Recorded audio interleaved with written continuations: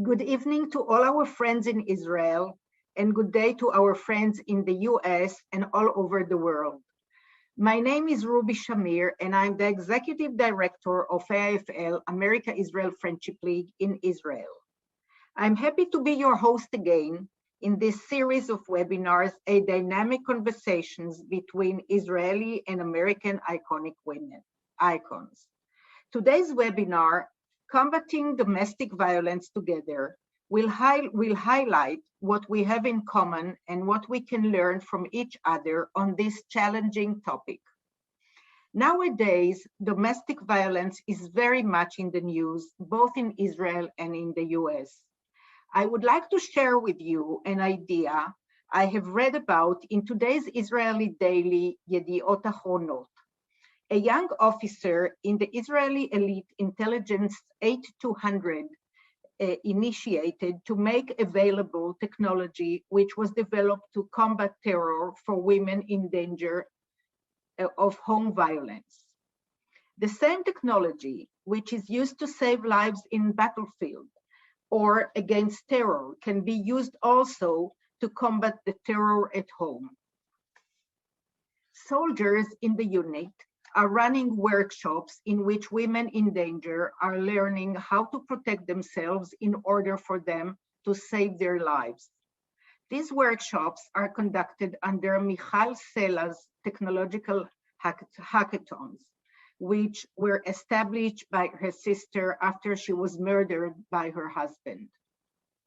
As written in the book of Isaiah, cut their swords into shovels.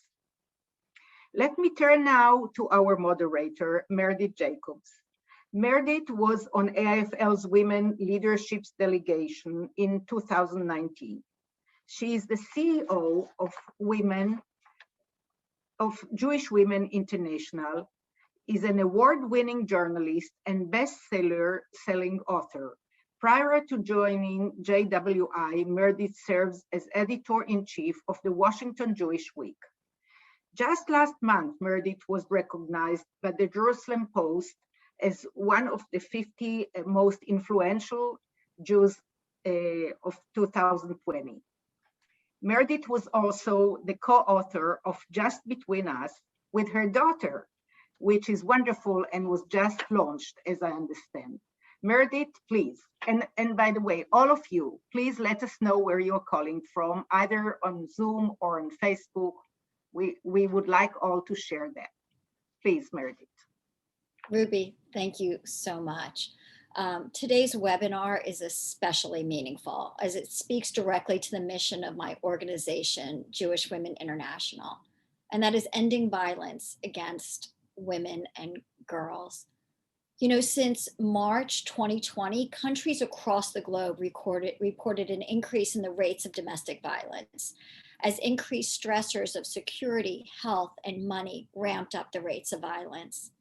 Added to this were the lockdown conditions in which women were forced to quarantine with their abusers, creating what UN Women called a shadow pandemic. And not only that, the means of abuse changed with the virus. I spoke recently with the staff of a domestic violence shelter here in the US, and they described the violence and trauma experienced by the women and children who are coming to them now as unlike anything they had seen. In the US, the National Domestic Violence Hotline reported 951, so almost 1,000 calls in the 14 days between March 10th and 24th of 2020. Police across the country reported a 20% increase in domestic violence reports, while acknowledging that even these rates are underreported as victims could not safely call for help. In Israel, Iran, the organization that handles domestic abuse calls reported a 35.5% increase in calls from March to May of 2020 compared to the 3 months prior. And of course, we read the news reports of the protests in Israel last May following the murder of 5 women by their abusers over a 7-week period. To show how significant this was, in Israel just last month, one of the torchlighters of Israel's Independence Day ceremony was Adi Guzzi, who helped save her neighbor, Shira Isikoff, from being murdered by her husband.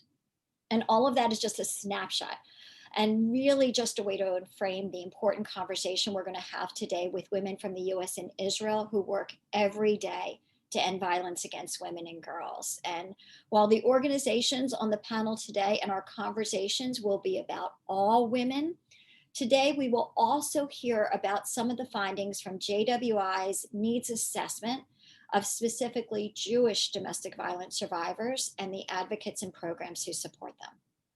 So now I'd like to introduce our inspiring panel. Maysam Jaljouli is a social, feminist, and political activist. Maysam is chair of the Southern Triangle region of Na'amat.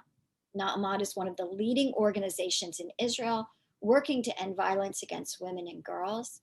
Maysam is also a member of the leadership of Standing Together, a Jewish Arab movement that mobilizes people for equality, social justice, and peace. Thank you. Thank you. Deborah Rosenblum, JD MPA, is JWI's Chief Program Officer, responsible for directing and implementing JWI's work to end and prevent gender-based violence. Under her leadership, JWI has become an outspoken advocate for federal policy and legislation supporting women and girls, received 3 grants to engage men as allies from the US Office of Violence Against Women, developed a portfolio of prevention workshops for teens and young adults, and leads and convenes the Interfaith Coalition to End Domestic Abuse in the Jewish Community. Deborah's an experienced trainer who, along with interfaith colleagues, facilitates workshops on the intersection of faith and domestic violence at national conferences. And she is also one of the lead researchers and authors of JWI's needs assessment, raising awareness and understanding of domestic violence in the Jewish community. Naomi Schneiderman has served for almost 10 years as executive director of Woman to Woman, an Israeli nonprofit organization that runs the Jerusalem Shelter for Battered Women, considered one of the most experienced and comprehensive facilities in Israel for the treatment of families who have suffered domestic violence. Naomi represents the organization as a member of the Shelters Forum, a voluntary council of agencies that run women's shelters in Israel. She was among the initiators of the Law for the Rights of Women Who Reside in Battered Women's Shelters, which was passed by the Knesset in 2017. And finally, Rob Valente, consultant to the National Coalition Against Domestic Violence, the Battered Women's Justice Project, and Jewish Women International, with specialized interest in firearms, federal domestic violence laws and interventions, and tribal issues relating to domestic violence. She works with the National Task Force to End Sexual and Domestic Violence to advocate for federal laws and funding to protect survivors of sexual and domestic violence. Previously, she served as the Vice President of Policy for the National Domestic Violence Hotline. She served as a consultant on domestic violence issues for various organizations, including the National Congress of American Indians, the National Indigenous Women's Resource Center, and the Alaska Native Women's Coalition. And she served as the attorney advisor to the U.S. Department of Justice Office on Violence Against Women and is founding director of the American Bar Association Commission on Domestic Violence. And we are honored that along with Deborah, she helped lead the research and writing of JWI's needs assessment. So as you can see, this is quite the expert panel. So let's begin. Naomi, I want to start with you. Can you share what it's been like in Israel, the impact of COVID on really the awareness of the public and the government on domestic violence? Naomi? Thank you, Meredith, and good evening from Jerusalem. It's wonderful to be here. I think that in many ways it's been for all of us, it's been such a challenging and such a difficult year, and certainly within the shelter and our halfway housing program with the women and children with whom we interact daily, there were a lot of challenges pertaining to lockdown and its aftermath, starting from questions of hygiene and distancing within the close quarters of the shelter, through issues of isolation for women who were actually starting out in the community and really needed the the community network, and we're not able to access social contact so easily. And also, I think bearing in mind that these kinds of global stressors are very much impact people who have been affected by trauma and actually resurface the trauma. And finally, as you mentioned, it was a time, and it continues to be a time in Israel where there's been manifold increase in incidents of domestic violence, which in themselves can be very triggering for people who are trying to overcome experiences from the past. So it's been a very very challenging time for all of us, not to mention the staffs that were themselves, our staff that was itself dealing with unprecedented times and challenges in their both in their professional capacities and at home. But that's all an introduction, or by way of saying that also I think it's been a pivotal year in terms of raising consciousness in Israel. And I think that the demonstration that you mentioned and other instances in which the issue has come to the foreground have been really remarkable for me, especially. I've been in the field for 15 years. And I really get the sense that something has evolved in public awareness and in the notion that this is a social issue that we're all implicated in, and also in the education of the public, because I think that people tend to think, oh, domestic violence is something that happens to other people in a distant sphere. And I think the understanding during COVID, during lockdown, that people could actually hear their neighbors and really realize that they have a responsibility. We all have a responsibility. We're all implicated. I think we can all also sympathize with the stresses that lockdown and the pandemic brought about. And I think it's been really a very, very meaningful moment in the history of the shelter movement in Israel. And it remains to be seen how it'll play out in the future. I agree. I hope it's not something that once life returns to whatever the new normal is, that people go back to closing their eyes. I hope that this awareness is something that we'll be able to continue to build on and drive change. Rob, I want to turn to you. I know in the report that you and Deborah led, you looked at how COVID-19 was changing the way the shelters did their work. Can you talk a little bit about that? And also, was there anything that happened as an adaptation that you think will carry forward beyond the pandemic? I think COVID, just as you've all noted, it really had an impact on survivors. You know, they're trapped in the home with the abuser in many cases.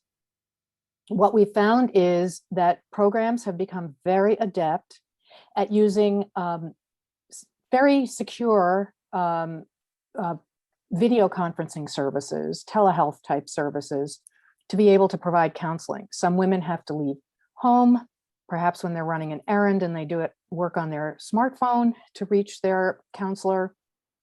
In other cases, they have some time at home where it's safe for them to do that. So telehealth has become huge, and that has both good and bad qualities to it.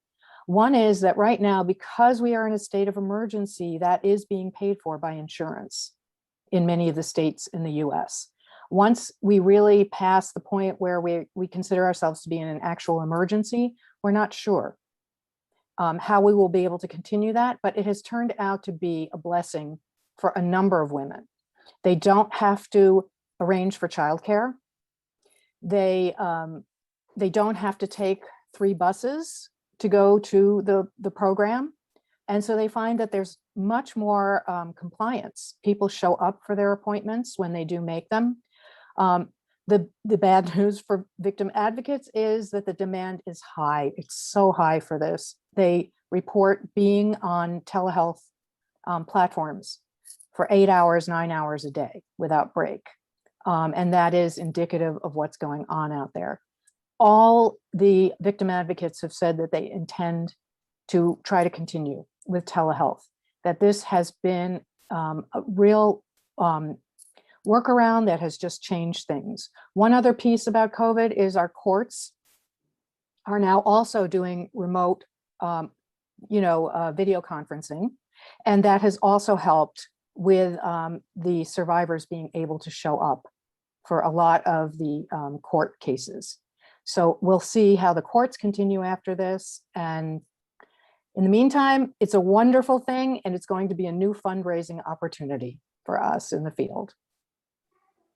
Thank you. Deborah, I want to turn to you. Something that Rob said that resonated with, again, something that Naomi said, which was the what the advocates are going through, how exhausted they are. Can you talk a little bit about the needs assessment you conducted for JWI and how supporting the advocates fit into it, and in general, more of a comprehensive and holistic approach to addressing violence against women?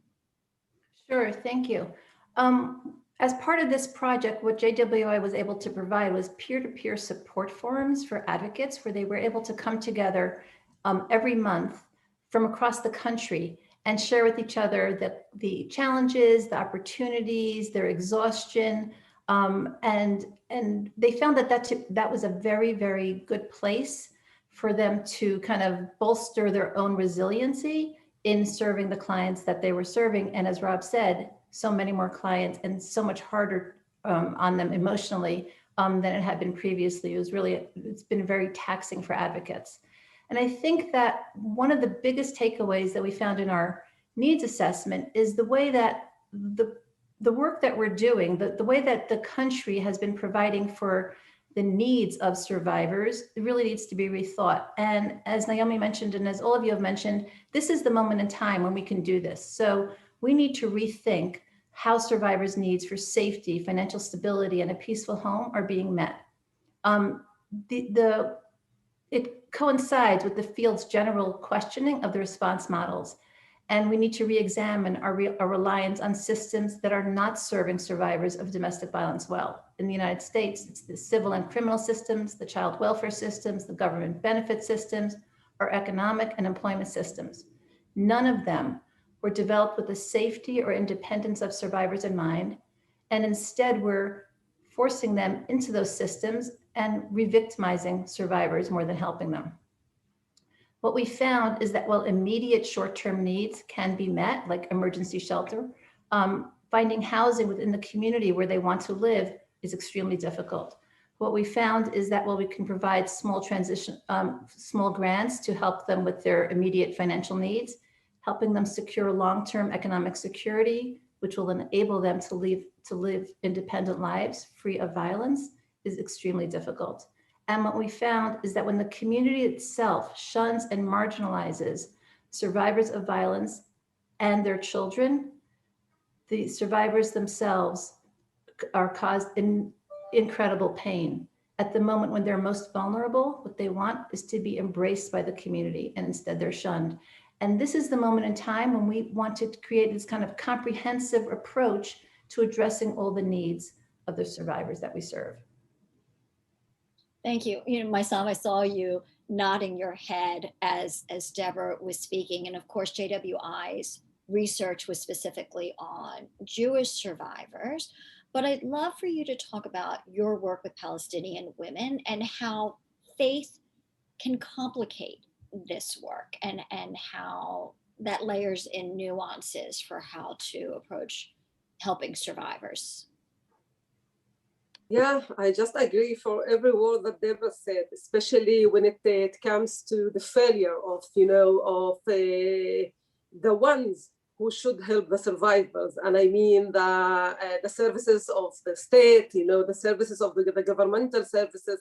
And I think that we're facing the same problem in Israel, and it's a bigger failure when it comes to the Palestinian Israeli women. When I talk about Palestinian women in Israel, I mean Palestinian Israeli women, because I don't work with Palestinian in the West Bank or Gaza. So I just want to say that I think if I want to talk about services in Israel and how they really cannot help, especially Palestinian women, I can say that for the state of Israel and for the welfare services, for a long time, the Palestinian women were invisible. Nobody saw them. Nobody saw their problem. Even though we are talking about domestic violence, and we know that domestic violence is a social problem that we are forced, all kinds of women in Israel are facing this domestic violence. But when it comes to solution and when it comes to how to deal with the problem, I think that there are different solutions for different communities. And in Israel, nobody or the services, they didn't notice these differences between the women in the different communities. And then they have, one solution for all women, and it doesn't work. Actually, it doesn't work. And, I should add that in Israel, unfortunately, services mostly are given in Hebrew, not in Arabic. And a lot of women who are suffering from domestic violence cannot speak Hebrew, or they cannot communicate, a well communication in Hebrew. They may speak Hebrew, but they cannot, have a real conversation or, with the social workers or with the police in the Hebrew language. And another problem that, a lot of women who are suffering from domestic violence, the first thing that they should approach the police.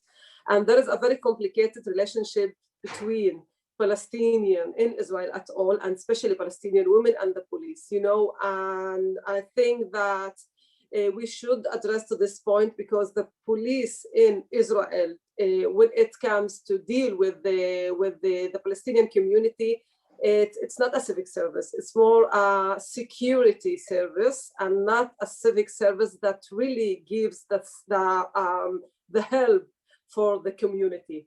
And so a lot of women prefer not to reach the police. A lot of women think that the police will be a part of the problem and not the solution. And the same thing about other services. And, also when we talk about it, it's different also from area to area. For example, in the Negev, Bedouin women in the Negev are facing a lot of marginalizing attitudes, and the system is having a real failure there. So there is a lot to do, and maybe I will talk about it in the next question. There's so much, Rob, I want to turn to you. I have heard you speak not only about similar instances of survivors reaching the police, and I also am curious about your work with Indigenous women and how that might mirror what Maysam is saying about what some of the Bedouin women in Israel are experiencing. So just your reflections on what Maysam just shared. I think that that's absolutely accurate and a mirror of what Maysam just described. There's very little in the way of service, even though we think services are failing mainstream women in the United States. There are no services really at all in many places where Indigenous peoples live in the United States. We've seen that with COVID.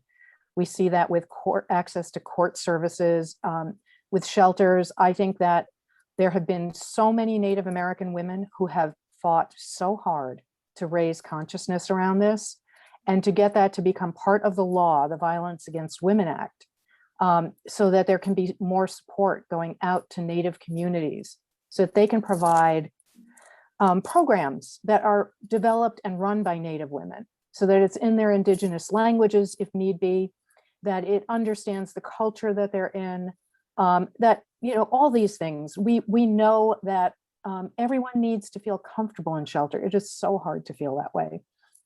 And it's even harder if you have to eat food you're not accustomed to, if you cannot speak the language, even if it's just not your community.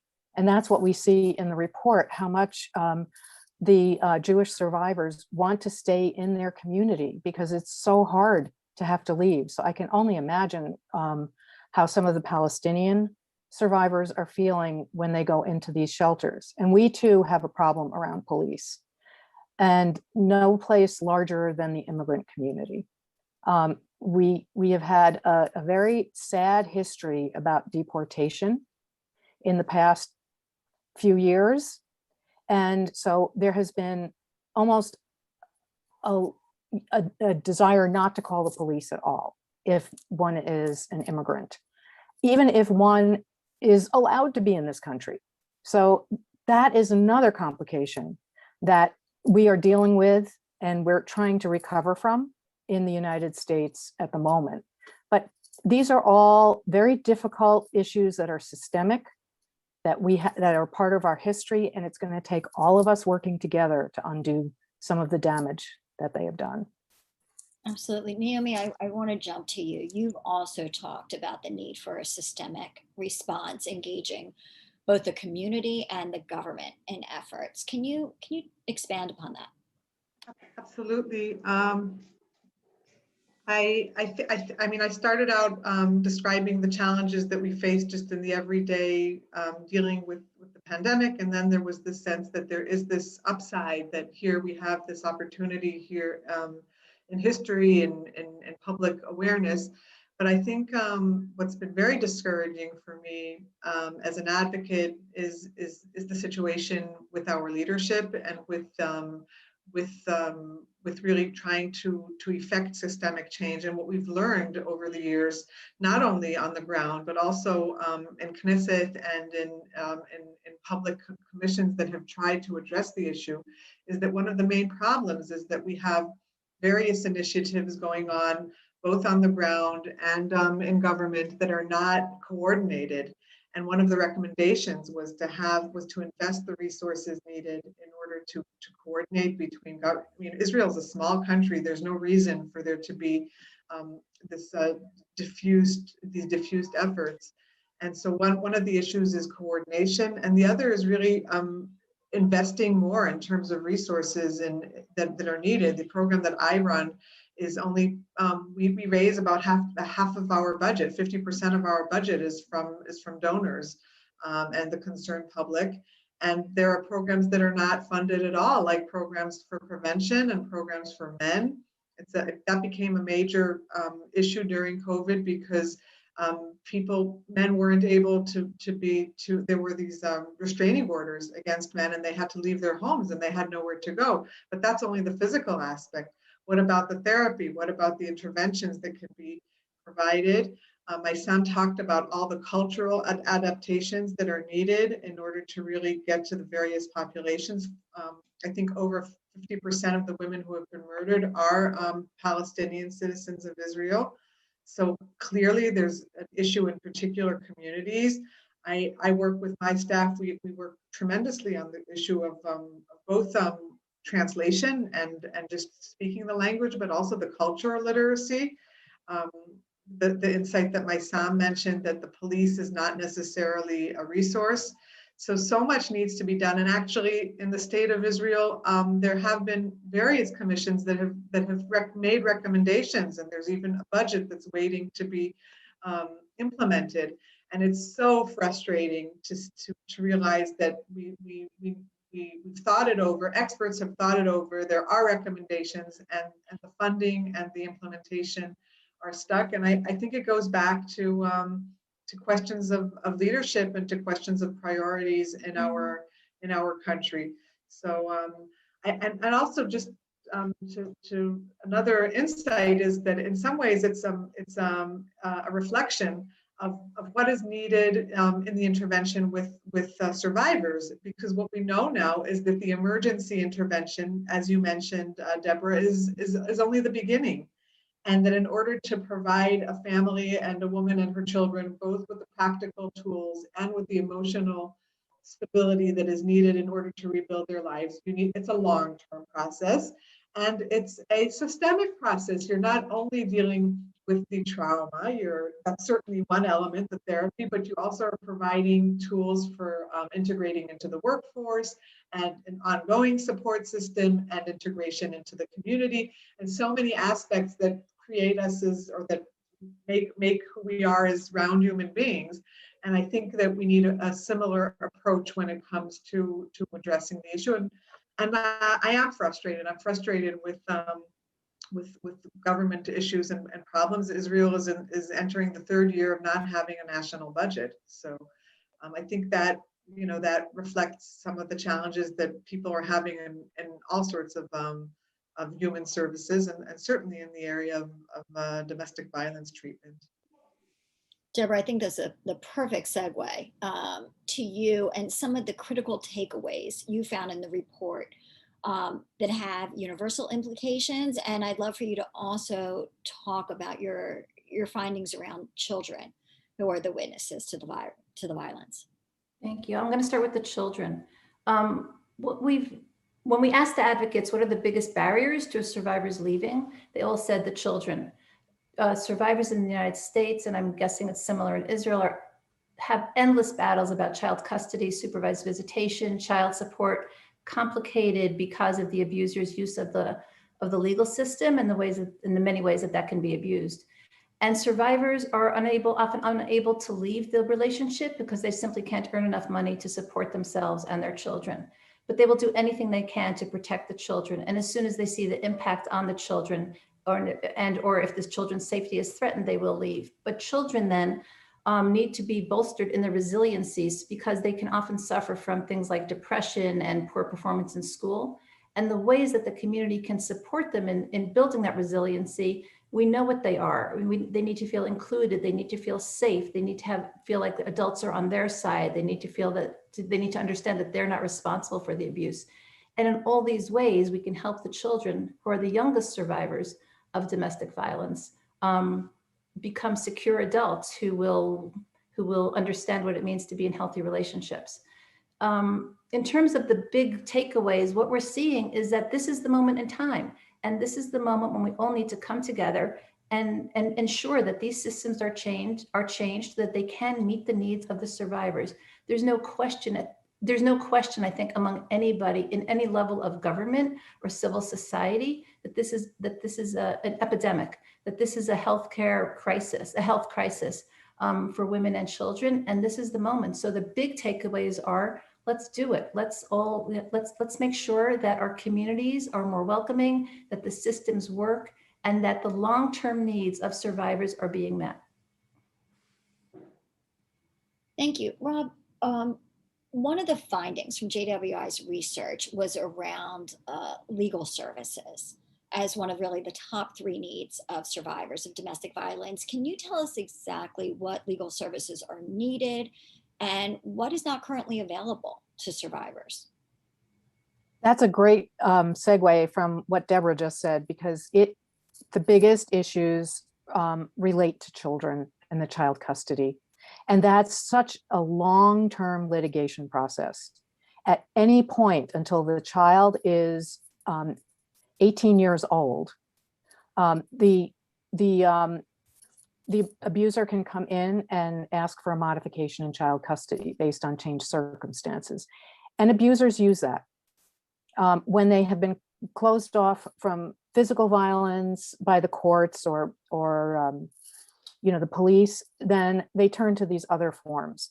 And we don't have enough attorneys. We don't have enough attorneys for survivors of domestic violence, whether they are Jewish or immigrant or Native American or others. And this is one of our biggest needs. Many programs, if they even have an attorney on board, it's going to be someone probably who's fairly new at the job. They have very little in the way of resources. It is very difficult to fundraise for these positions. So we have young attorneys who are, this system is, as one of the people we interviewed said, the system eats them up. It is just such a difficult thing to make it through the court systems here in the United States. And I'm sure that there's a parallel in Israel as far as this goes. And so we have so many survivors who are going in pro se. They don't have an attorney. The abuser often does, because the abuser keeps hold of the family finances.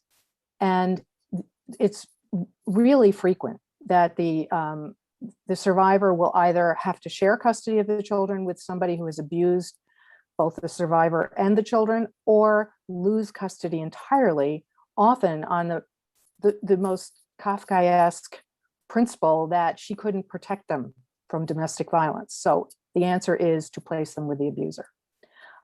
So we have a great deal ahead of us. This is a real challenge for our community, I think.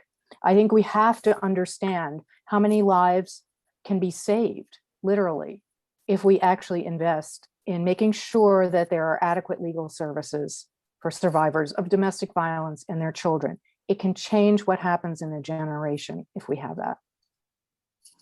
Thank you. You know, before we go any further, someone in the chat asked about male survivors. And of course, it feels like we're all, when we're talking about survivors, are just talking about women as survivors. Does anyone want to address male survivors?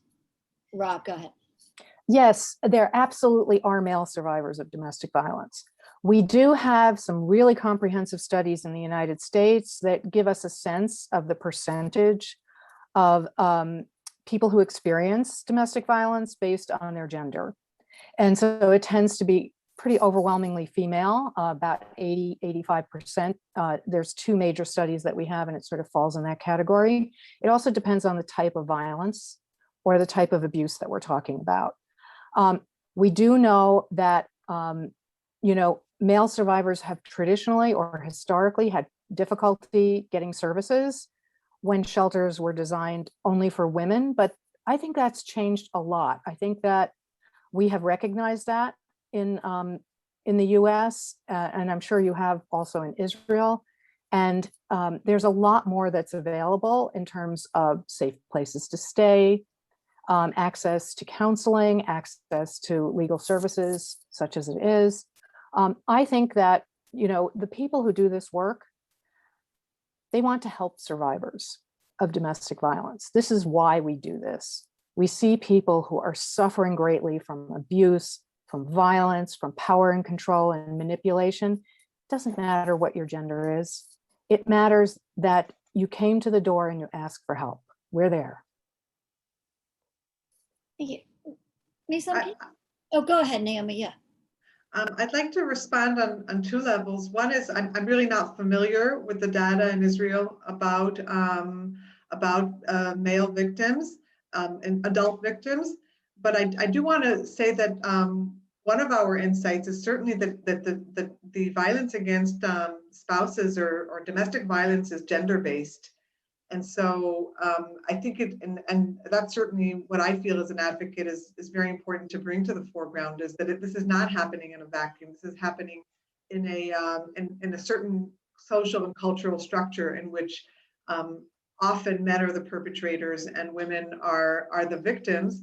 But at the same time, I want to say about, and I want to connect this to our work with children and how children are really clients of the shelter system and of treatment, because when we are successful, both with young boys and with young girls, we're essentially intervening into the cycle of violence, into the intergenerational element. And so potentially, and I really believe in this, we are saving future generations from the cycle of violence. And if a young boy comes to the shelter with his mother and will grow up into a functional adult with a healthy relationship, then I think we've really impacted society, and we've changed the equation.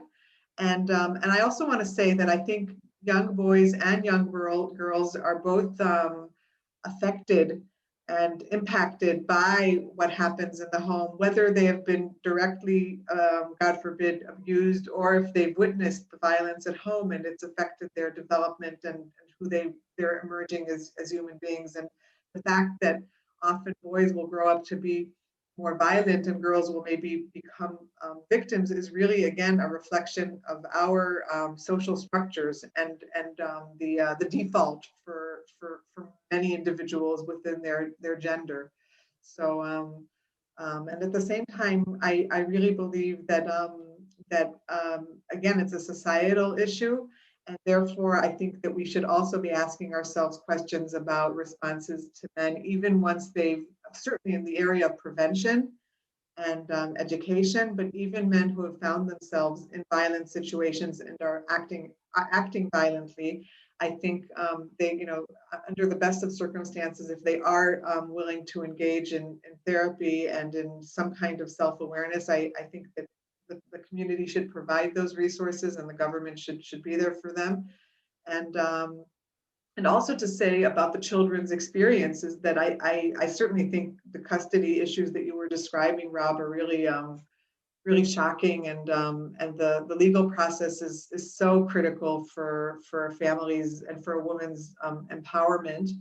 But at the same time, I think that restoring or creating, sometimes in the first place, a relatively normative relationship with the abusive parent is so important for a child's development. So when children come to the shelter, we're very cautious not to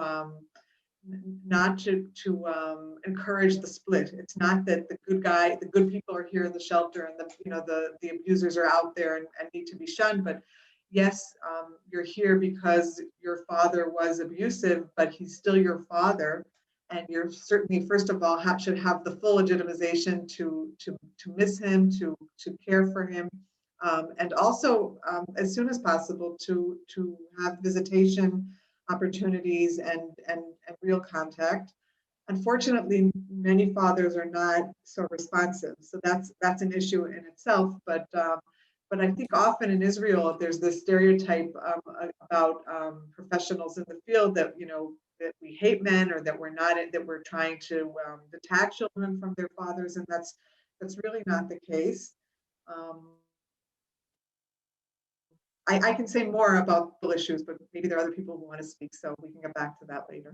Yeah, Deborah, I wonder if you want to share some of the things we heard in the research on similar issues. I know that there were responses from some of the advocates saying how disheartening it was to see the children come back 10 years later and to be helping them either as perpetrators or survivors. So I want to turn to you on this.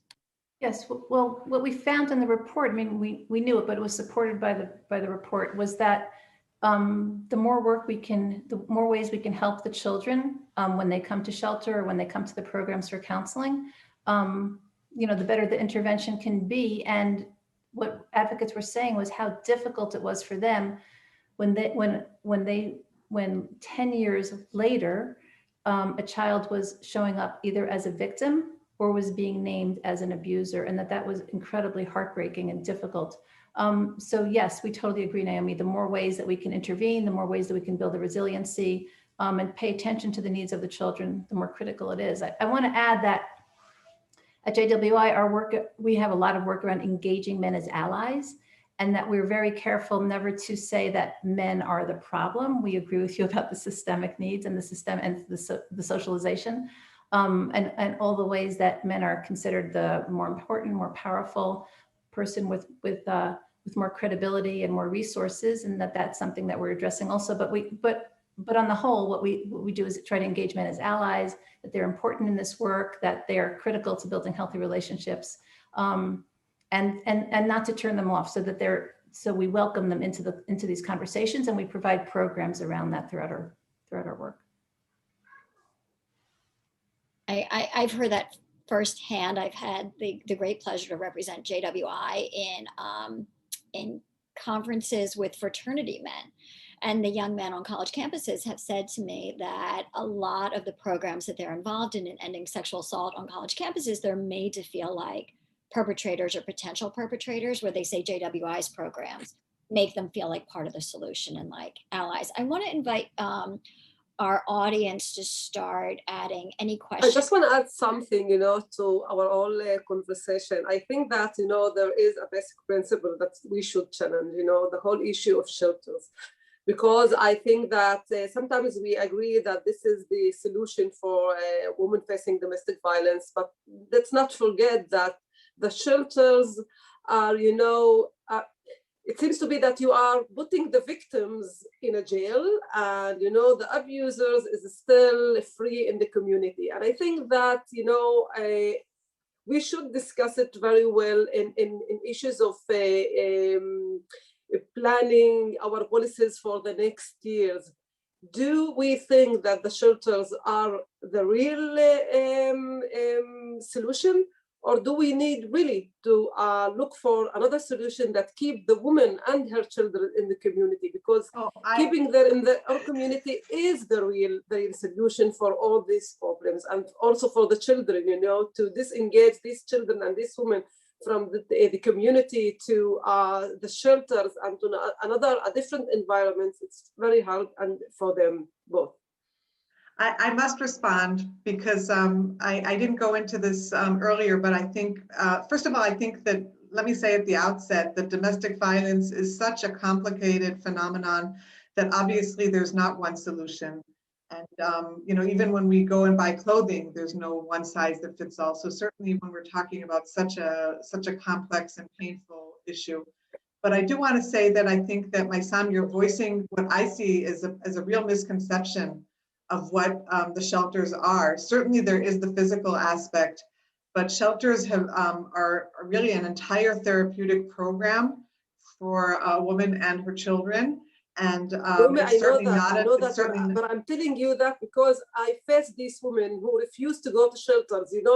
They sometimes tell me, okay, I agree for killing me. I want him to kill me, but I won't go to shelter, especially in our community, which is, a woman who is in shelter will face a lot of stereotypes, and she will not, the community will not willing to accept her again in the community after finishing the period in the shelter. So I'm talking from the field, and I know that a lot of women are not willing to go to the shelters. They are willing to still suffering, but not going to shelters. I think that's certainly, first of all, I think that obviously it's an elective program, and programs should be tailored to people's needs and inclinations. But I think for the women who have come to shelters, and I also speak from the field, they talk about it as a life-changing experience. They talk about the fact that I totally agree. That their financial and economic plight was such that they really needed the basic amenities and food and shelter in order to really have to free themselves, to actually take care of themselves. And so if you're talking about people from economically disadvantaged backgrounds, sometimes the fact that they do have the physical shelter, they don't have to worry about their next meal or about their next paycheck. I think it makes a very big difference. That's on the physical level. And again, it's a community model of therapy that has proven itself over the years. And I think that describing it as a jail is really a misconception. And I think we have to do a lot of work in educating the public. And the word for shelter in Israel is very much associated with war and with going into a bomb shelter. And people don't envisage a home where they're able to go out and work and be able to thrive. And I echo what women say when they come to shelters, which is, I finally was reborn. I'm sorry I didn't know places like this existed before. If my neighbors could only see me and realize how I'm thriving. So I think that again, when we're going back to the question of a systemic approach, I think there are models that have to be revisited, and certainly these are the differences that I talked about, also the cultural differences. And I think that our different approaches about this issue is really a big example of how a cultural differences might also influence women who are in domestic violence, and and will influence their attendance to get help in shelters or in other solutions in the community.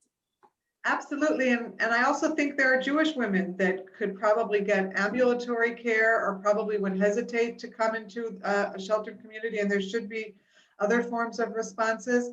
But I think that a lot of the expertise in the field is grown within the shelters, and that there's a lot really to be learned. And also, I think that it's a successful model that certainly with some clients has been very effective. You know, something that Maison, that you said about the shame that survivors face in the community that's preventing them from seeking help really resonated with some of the findings we saw about Shonda. Deborah, I'm wondering if you could speak to that a little bit. Yeah, so I think in any small community, tight-knit community where everyone knows each other, we're highly networked, and I think that that's true of many ethnic, cultural, religious communities. There's a feeling of Shonda, of shame, and a lot of victim blaming, right? So this is my fault, and I shouldn't have let this happen. And this isn't who I'm supposed to be, and this isn't, you know, and I'm in disgrace, and my children will never get married in the community, and all the ways that people feel terrible about themselves because of the shame that they're bringing on the family. And that, you know, that prohibits people from coming forward and from seeking help. And that's why we need to educate religious leaders and all the leaders of our various communities. And Maison, I think that something you said is so important. I mean, obviously, Naomi, obviously it's working for some people, but what we need to find are community-driven responses so that everybody, who, no matter who they are, can find a place to feel safe and to grow and to thrive and to feel like there's a new beginning ahead. And whether that's in shelter or whether that's in some place, another form of receiving that kind of help, that's something that we have to work out. I've heard of one program, I haven't really looked into it, where the men are thrown out, the locks on the houses are changed, and the women get to stay. The survivor gets to stay in the house, and the man is asked to leave. I mean, that's something to really think about. Like, why is she the one leaving the community? That doesn't really make sense. So I think that there's many things that we can think about in terms, and in the United States, certainly many people do not want to go to shelter. Shelter movements are feeling that to live, especially with many other people and in unfamiliar environments and in those kind of conditions of a shelter are very uncomfortable for many people. Thank you. Rob, I want to turn to you for this next question. Somebody in the audience shared that she's a survivor and that her abusive ex-husband is not someone who was safe to be in contact with, that he used the system to continue his abusive behavior, that he lied in court, that he manipulated the systems. And so where previously we had kind of talked about, and what we were really talking about was prevention work with men, healthy masculinity work with men. But can you speak to when it's not safe to have any sort of mediation between an abuser and victim? Yes, as a general rule, we try not to encourage mediation. And I think a lot of courts have come to understand that. Excuse me for one moment. There's something that keeps trying to go. I'm sorry, my computer is, Zoom keeps asking for me to change my settings, so I apologize. Deborah, did you want to jump in here while Rob is? I think I'm okay at the moment. Great. So, you know, there are many abusers who are not safe. And one story always sticks with me, that a woman had come to a program that I was participating with and said, "I'm safe now." And we said, "Why?" And they said, "Because he's got a new girlfriend." And then we were worried about the new girlfriend. You know, these are not people, we have not done enough research. We do not one thing that we do not know, because we have so little money, because we have so little funding that we have to divert it to emergency purposes at all times, we have so little research. One reason why I was so excited to participate in this study is that for a change, we were actually really interviewing folks and really trying to find out what was going on the ground, because a funder understood that we need this basic information to move ahead. So we don't have, because of and that's another reason why shelter is so prominent, because we do need that emergency response. But another thing that we really need is the long-term response. And we've all talked about that.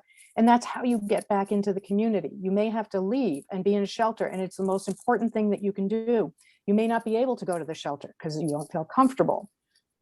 because there may be somebody who you know there.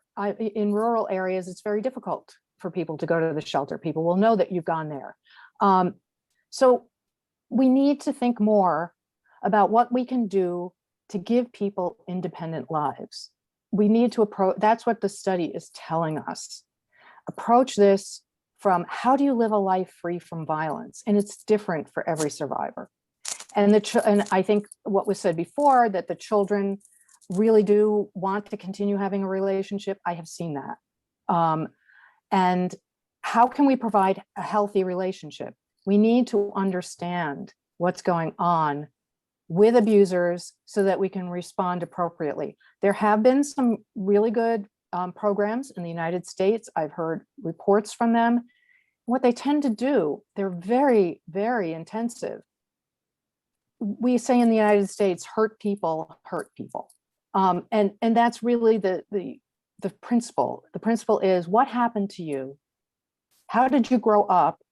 That this is something that you need, that is your response to being in this intimate relationship and dealing with concerns and issues in that. And how can we address that? And it can be everything from gender-based assumptions to actually being abused themselves as children, to witnessing abuse. There are so many reasons why this happens. And I think another thing that, if we can in the future, if we have the ability to provide for the needs of all survivors and we have a little bit left over, let's do more of this kind of study. I think it's just so important. Thank you. Maysam, what does it mean to be survivor-centered? And what would you like the community to understand in order to better support survivors? I think that the community should learn how to support survivors, should learn how to actually help survivors to re-engage the community. And I cannot bring back the survivor to the community without having a training for people from the community to help them. And I think that we should engage the local municipalities with the volunteers in the local municipalities and train them to give the support to these survivors, to be, the mentors for these survivors when they come back to the community. And I think that's something that doesn't need a lot of resources. It is something that we can easily do if we really have the approach and the willingness to do such a thing, because there are good people in the community, but they don't know how to help the survivors. And I think that the more that we train people, also the stereotypes will be less and less, and the women will really reintegrate in their communities. And another thing which is very important, I think the whole issue of re-engage them to the labor markets. Especially in the Palestinian community, it's very hard for survivors to go to work. It's very hard for them to return to work because they are the children. They have a lot of responsibilities with the children, and they can't leave their children. And I think that we need to create a training, special job training for these survivors, and we should be aware that they re-engage them to the labor market, maybe in a few hours. Sometimes I think about it, they should not work for 8 or 9 hours a day. Sometimes 5 hours are enough, but we need to give them a sense of, that they are doing something for themselves and also for their economic, to improve their economic situation. So much of what you said resonates. And again, this is the point of this conversation today, how much, yes, each community has specific needs and how much is just universal. Unfortunately, we're going to have to wrap up. Deborah, I want to just quickly turn to you before I give it back to Ruby to close out. A specific question or just to? Just a response to what Maysam was. I mean, what's fascinating with some is that's exactly the work that we're hoping to do going forward. In fact, just this afternoon, we're having a roundtable conversation around economic security and what are the new ways that we can think of to help, that will enable survivors to go to work and to earn a living.